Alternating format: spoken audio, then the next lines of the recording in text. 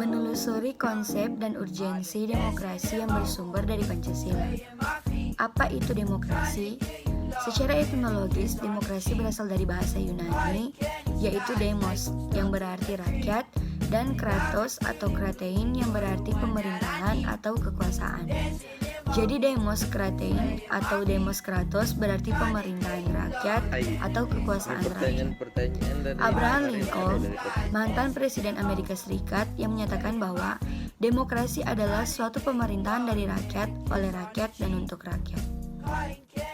3 tradisi pemikiran politik demokrasi, yaitu yang pertama A. Teori Aristotelian klasik, yaitu demokrasi merupakan salah satu bentuk pemerintahan, yakni pemerintahan yang seluruh warga negara yang memenuhi syarat kewarganegaraan.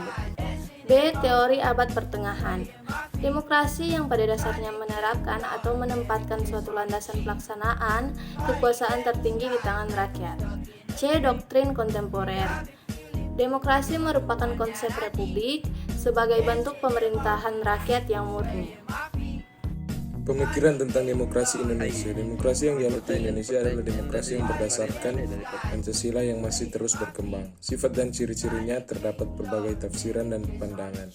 Menurut Muhammad Hatta, kita sudah mengenal tradisi demokrasi jauh sebelum Indonesia merdeka, yakni demokrasi desa. 4. Pentingnya demokrasi sebagai sistem politik kenegaraan modern. Demokrasi memegang peran penting dalam masyarakat dan dalam tata aturan suatu negara. Tanpa adanya demokrasi di suatu negara dan segala sesuatunya diatur oleh pemerintah, maka hilanglah kesejahteraan masyarakat dan kacaulah negara tersebut.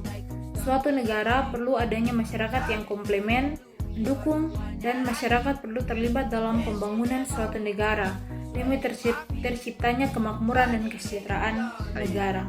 Ini pertanyaan dari